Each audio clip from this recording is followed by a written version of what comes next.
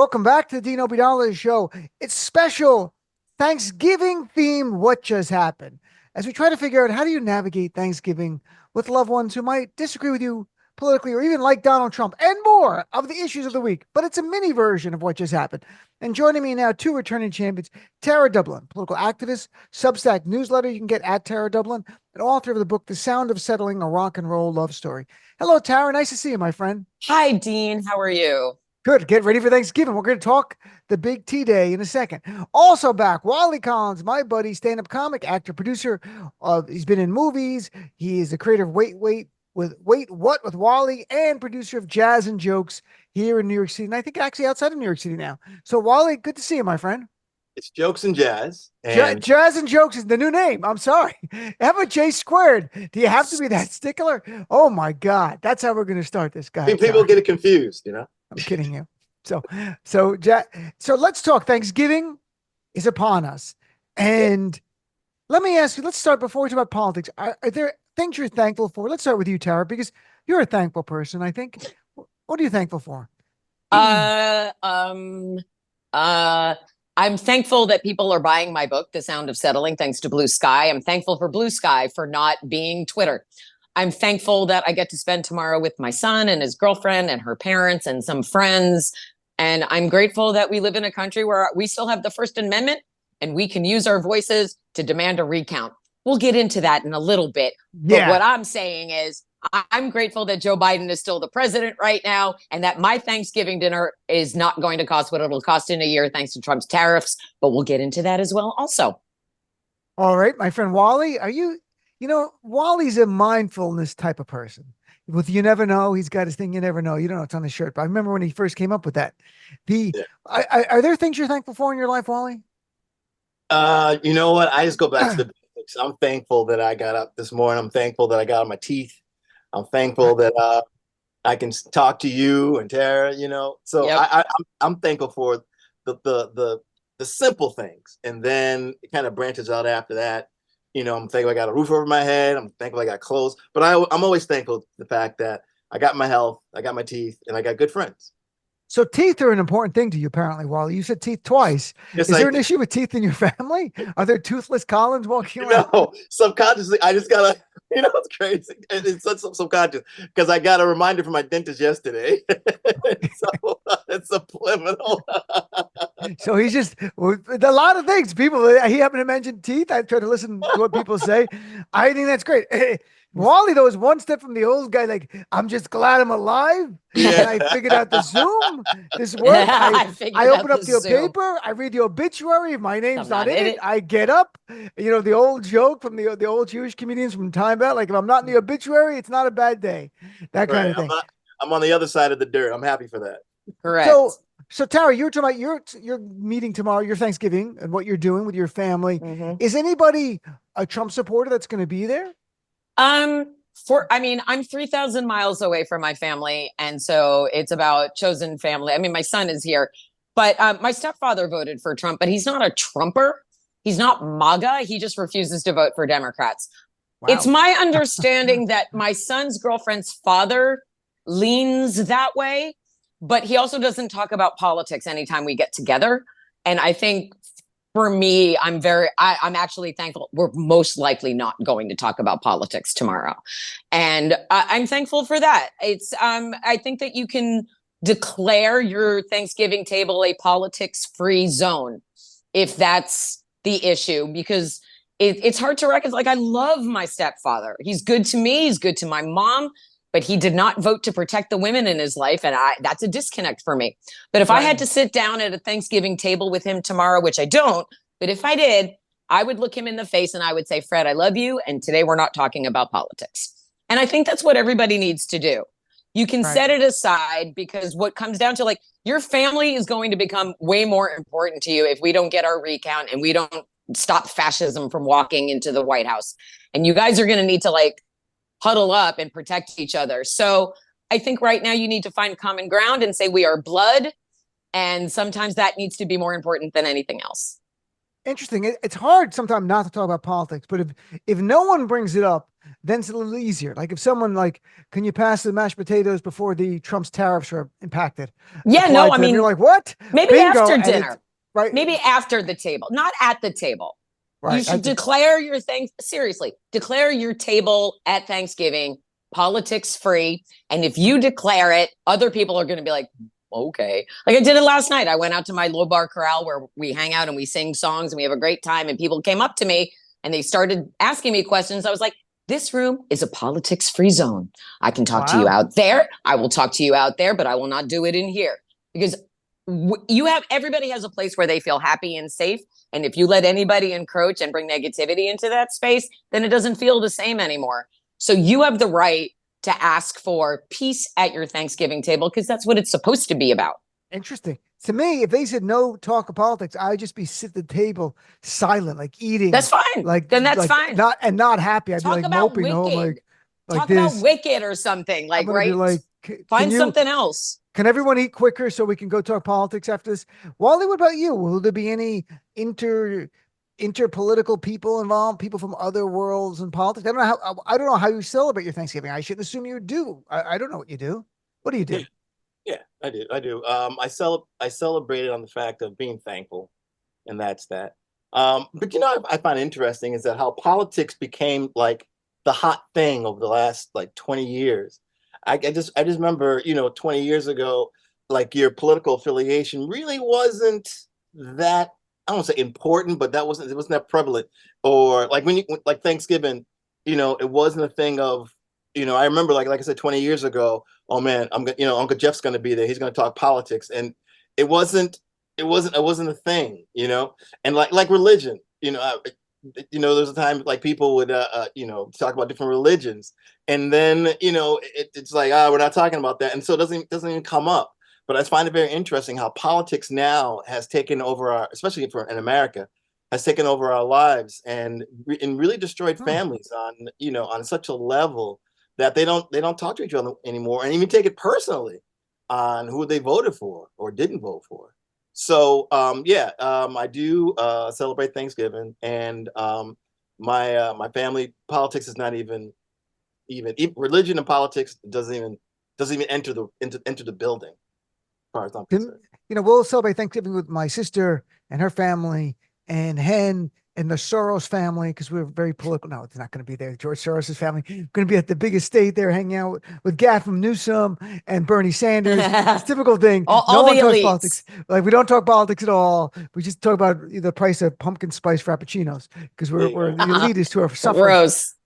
Look, to me, it's more like everyone is going to gather tomorrow is on the left, and it's maybe people even more to the left of me, perhaps. That's the kind of thing like intra left side, fratricide. Like how dare you're not liberal enough? How dare you? But there was a time, Wally, I would more along the lines where like if I don't share values with someone if they voted for Trump, and I don't. But I think I'm at a point where if they were a friend, like they were a comic or something, and I liked them apart from that, I could be friends. Like it's, maybe I made it too much of a defining characteristic for a person. If the person's still a good person overall and they voted for Trump and they're not a jerk and they're not a bigot, if they're a bigot and stuff like that, I'm not going to hang out with them anyway. It doesn't matter who they voted for. If they're just an ass, a jackass, and a mean, cruel person, I'm not hanging out with them, even if they voted liberal all their lives. So that's the thing. I mean, Tara, do you think the temperature is this lull before Trump gets in? It goes down a little bit, and then during Trump, it becomes more intense. They're doing mass deportations and going Yeah, I house to mean, house and business to business and ripping people out. well, I mean, I think you and I are in a very specific group that is screaming for the recounts and in the swing states, particularly because we don't believe that was a legitimate result. And I'm frustrated by the lack of Democratic leadership standing up and screaming about it. We shouldn't be the only ones doing it. And so, the climate of fear, because everyone's like, well, you survived the first Trump term. The first Trump term, he had some guardrails in place. There were normal people keeping him from destroying America fully. But now he has a whole group of dipshit enabler crypto bros going, hey, why don't you make Marco Rubio Secretary of State? Blah. So what we're living in right now is the before of the upside down and everybody's freaking out about it instead of trying to prevent it from happening. And people are feeling they're acting powerless when we're not powerless. And I can't stand weakness. And so you and I are among the vocal people screaming for a recount. And again, I don't care if I'm wrong about it, Dean. I care if we're dead. I care about the future of this country, and I don't want a single person to die because of Donald Trump. Not a MAGA person, not a person I disagree with, not anybody who trolls us. We have to be done with that mentality. And the mentality needs to be, we have to save this country, because if Trump is back in office, this country ends. Everything that we have become accustomed to and enjoy about our daily lives is done. So we should be fighting now and staving off that fear. Use that fear to fuel you. Call your representatives, call Democratic leadership. You are not powerless. And I can't stand it when people are talking like they are, because we're not. So if you're scared now, act now. Don't do it later. Horse, barn door. Okay. He's the biggest, shittiest horse ever. And I'm sorry with Tara Dublin and Wally Collins. So, Wally, a lot of people in this election said they were concerned about the prices of groceries and stuff. Well, Donald Trump just announced this week he's going to impose 25% tax on all products entering the country from Canada and Mexico, and 10% tariff on goods from China. Do you think the bros that supported Trump were like, he's going to bring prices down? And I'm like, what policy? He's just going to do it. That's what he does. He gets things done. He's a bro. Well, now you're going to be paying a lot more for everything from appliances to cars to electronics to medications. We have so much from those three countries in our lives. It's going to cause inflation immediately. And it's hard. Like, I have no sympathy for those people who voted for him, but it's going to be painful for other people who didn't vote for him, and all of a sudden prices go up. But do you think it really was inflation? Do you think inflation and higher costs really was the deciding factor in this election?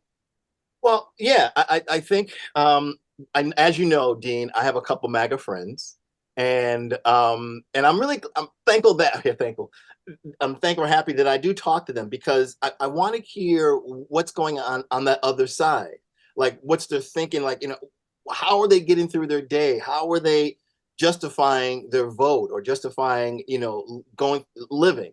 And yeah, and it was a whole thing of, it wasn't necessarily Trump.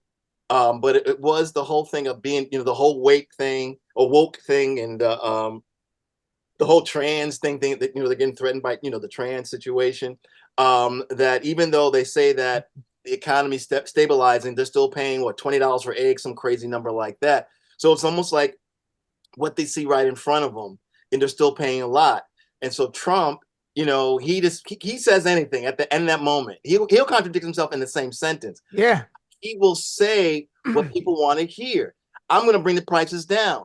Kamala wasn't doing that. She was, talking, realistically and stuff like that. But he was saying whatever. And so my MAGA friends were saying, he's going to da-da-da-da-da-da. What is she saying? What is she saying? I'm like, well, she's kind of talking reality. But that's, he knew what to say and how to say it. So, and people don't understand how tariffs work. I was talking to my MAGA friends about tariffs, and they said, the country's going to come back because he's going to charge China tariffs. I'm like, no, we pay the tariffs. And so then I had to have them Google, understand what tariffs meant. They're like, oh, so they're going to find out. We're all going to find out that, maybe this wasn't the best idea. And just a fact, I don't know if you knew this, but 2 weeks ago, the most Googled, did you hear about this? Yeah. It was, how can I change my vote?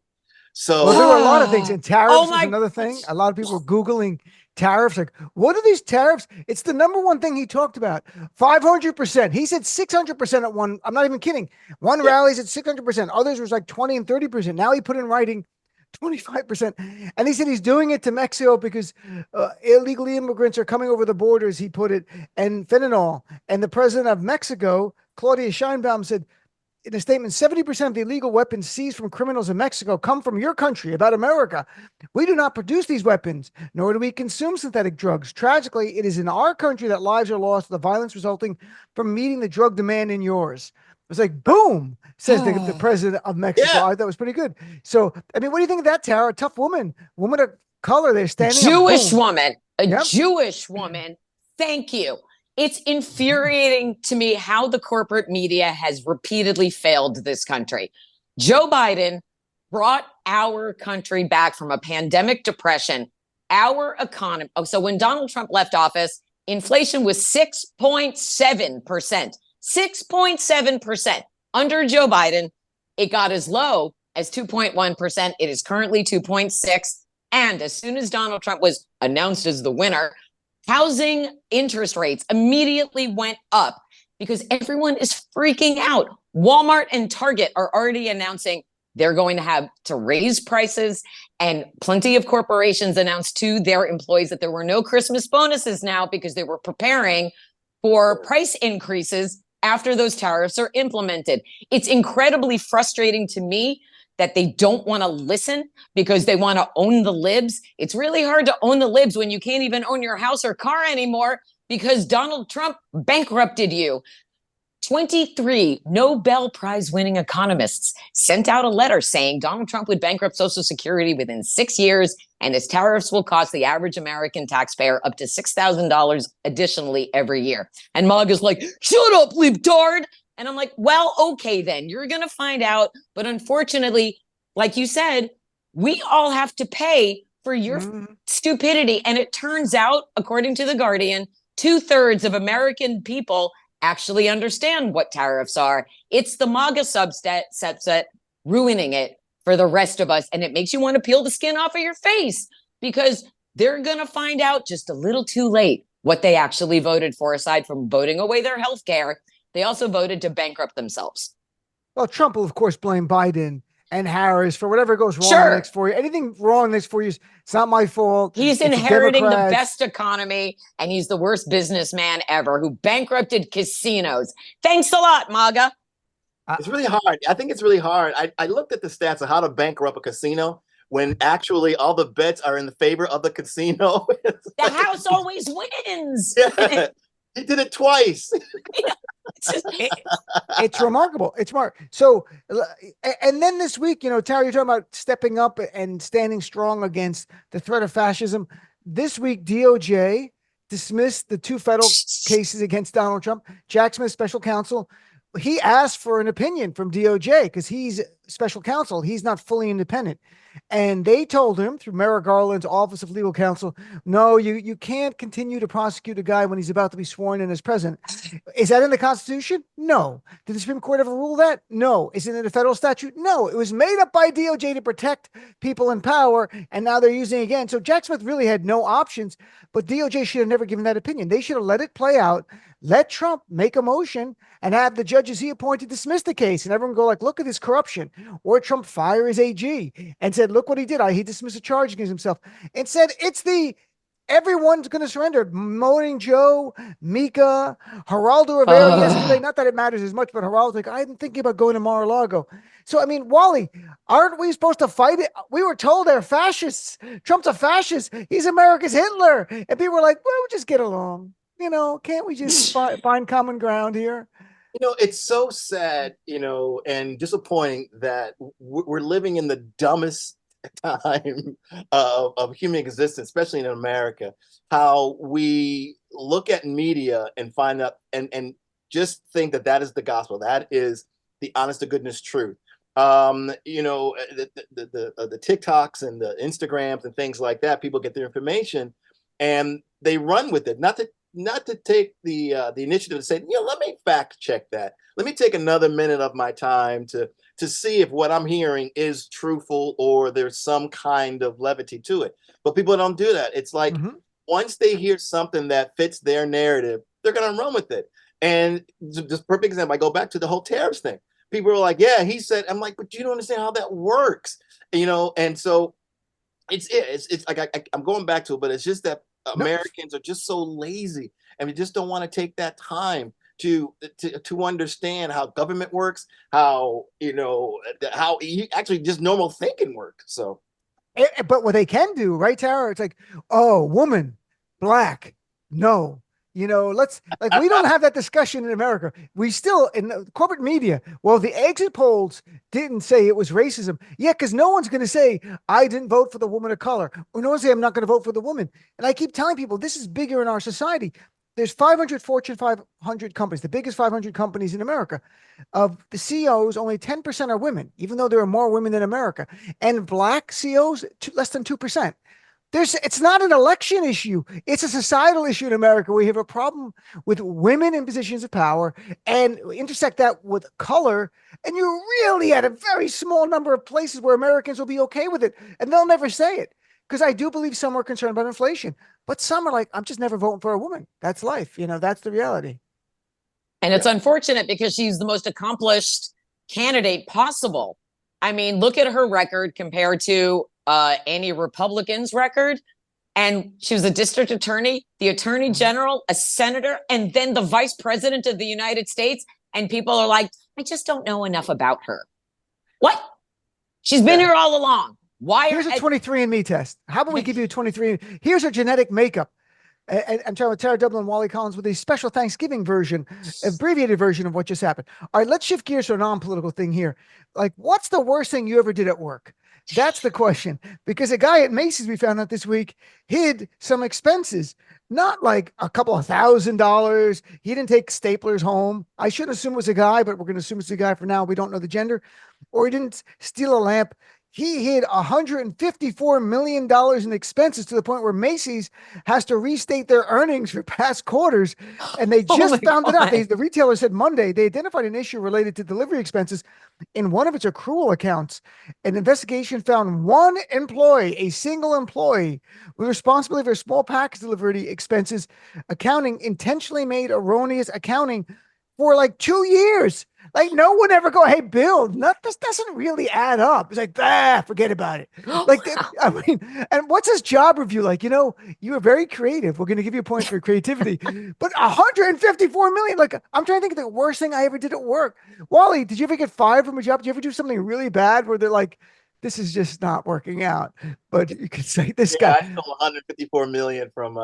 I wonder what he did with the money. Like, I want to know. Like, why does Bill have his own jet? Well, I don't know.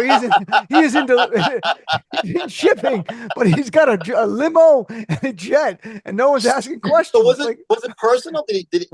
Was it that 100 million was for him, or it was just filing error? They know erroneous accounting accruals to hide roughly $50 million in expenses.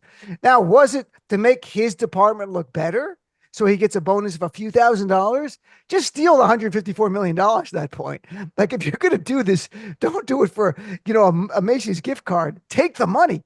Tara, have you ever done anything really bad and get fired at work for anything? I mean, I think everyone's been fired from jobs, but sure. My job history is working on the radio and working in the service industry. So, and I was a host.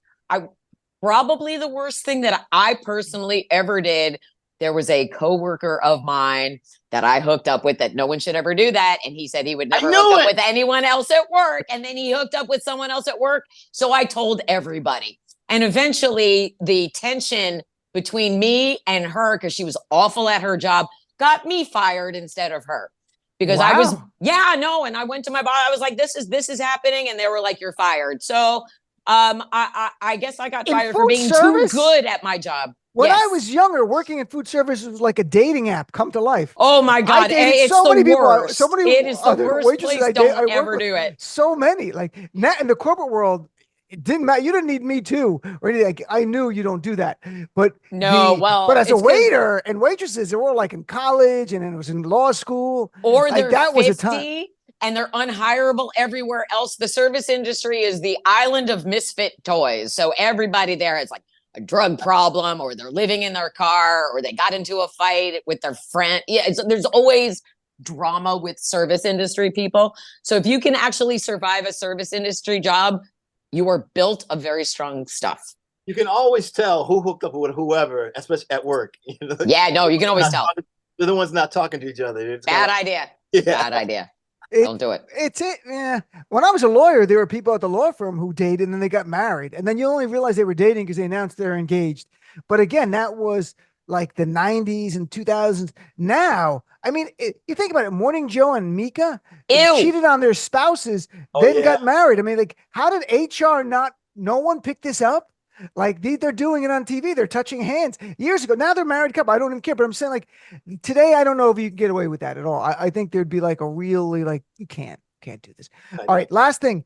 Have you ever, and I found this a very interesting story because it's a personal thing, but I'm not going to share that first. I'll tell you, Cher's new memoirs coming out, and she learned in 1979 that her legal name is not what she thought it was. She thought her name was Sherilyn, Cheri Lynn, and she found out that's not what was on her birth certificate. She had to get her birth certificate for something to show proof and found out her name was actually slightly different. And she went to her mom and said, I'm sorry, I was tired during delivery and I forgot to give him the right name. And I told you it was a different name. I'm not kidding because her mom was 19 at the time.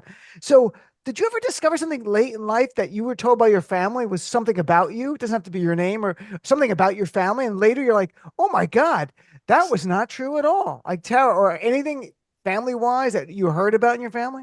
No, but here's something. So I have the most Irish name ever, Tara Dublin, but my family's not Irish. We're Russian, Polish, Jewish, all of us. And I used to make a joke that we probably got Corleoned at Ellis Island for some reason. That's actually not true. And I only found out about a year ago, thanks to a genealogist, that there were a whole bunch of Polish Jews with the last name of Dublin. And there's a manifest with my great-great-grandfather coming over to America and his 5 children, all Dublins. It was never, I don't know why we couldn't figure out why the Dublin name was Dublin. Maybe it was a factory where they all worked or something like that. But it's a real name that was not changed. And I was under the belief that it was a name that was, angelicized or something to make them sound a little more acclimated, get them acclimated to American life. But no. So that was an interesting thing that I found out about my family only about a year ago. So I would have thought maybe it had been shortened, like Dublinsky or something like that. Or no. Dublin, or there's a town in Poland called Lublin. And so we thought that maybe when they got to Ellis Island, the L looked too much like a D. And they were like, okay, now your name is Dublin. So who knows? Interesting. That's what we thought, but that it turned out there was hundreds of Dublins in this town in Poland. Wally, what about you? Anything? Yeah, I am a descendant of Native Americans. Cool. And how did you find that out? I have an uncle who started doing the genealogy thing on my grandmother's side, and it's a tribe up in New England. And if I did my due diligence, I could get in on a casino action. You could get booked at the casino. Like you could be like the casino manager and the owner, manager, and booker, and try not to bankrupt it. You'd probably be really successful at it. Yeah, I could become president. There you go. For me, my middle name, my name's Dean Obeidallah, obviously, but I thought it was Joseph because that was what was on my birth certificate, Dean Joseph Obeidallah. So I used it for everything. Then after 9/11, I had to get an original copy of birth certificate because I had lost my driver's license. I had to go back to Paterson, the city where I was born in Jersey. My middle name was changed by my parents, like right after I was born, and it's Dean Abdul Obeidallah. It's not Dean Joseph after my father's first name. And so and that's the certified way. What happened is my mom named me Dean Joseph Obeidallah, and my father's like, no, you're supposed to name it in our family tradition after me. So on the original, so they amended it. And when I got the birth certificate, the copy that I gave for everything for school, I never had the amended version.